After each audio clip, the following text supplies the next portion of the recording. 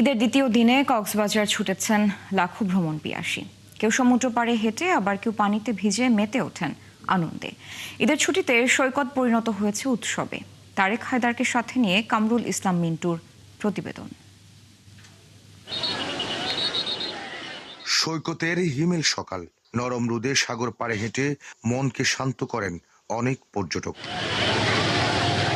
তারপর ধীরে ধীরে বাড়তে থাকে দিনের তাপ, তপ্ত রোদের মধ্যেও আনন্দের জোয়ার।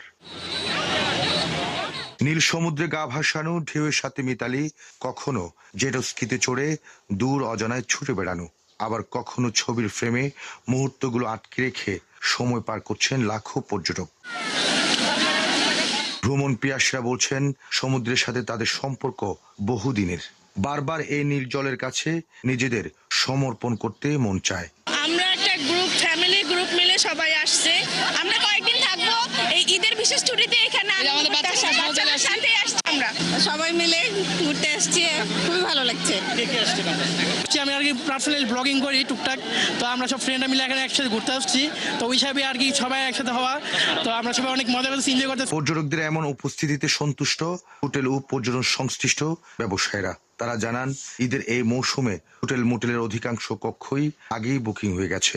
পর্যটক বাড়াই, ব্যবসায়ও এসেছে নতুন গতি। যে গভর্নমেন্ট এবার ঈদের মধ্যে অনেক বড় একটা লম্বা ছুটি ঘোষণা করছে, তো গত 2 দিন আমাদের ভালোই রেসপন্স ছিল এবং আমাদের আগামী 3-4 দিন পর্যন্ত আমরা ভালো রেসপন্স পাবো ইনশাল্লাহ। আজকেও আছে আলহামদুলিল্লাহ, খারাপ না গেস্ট, তবে আগামীকাল থেকে একদম 26 পর্যন্ত আশা করি যে পুরো রিজার্ভেশন আমরা পাবো। সৈকতের বিভিন্ন পয়েন্টে সতর্ক অবস্থানে রয়েছে লাইফগার্ড কর্মীরা।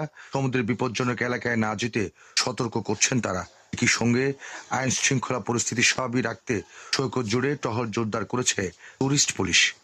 আমাদের প্রস্তুতি ভালো, আমরা 3টা বিচে সার্ভিস দিচ্ছি এবং আমাদের সাথে আরো প্রায় 15 জনের মতো ভলান্টিয়ার যারা সার্ফিং কমিউনিটি থেকে আসছে, তারাও আমাদের সাথে ঈদের মৌসুমে যে সংখ্যক পর্যটকের সমাগম হচ্ছে এটাকে ব্যাকআপ দেওয়ার জন্য আমাদের সাথে ভলান্টিয়াররা যুক্ত হয়েছে। পুরো অপারেটর অ্যাসোসিয়েশন কক্সবাজার টুয়াক বলছে, এবার ঈদের ছুটিতে 1 লাখ পর্যটকের আগমন ঘটবে কক্সবাজারে। কামরুল ইসলাম মিন্টু, 71, কক্সবাজার।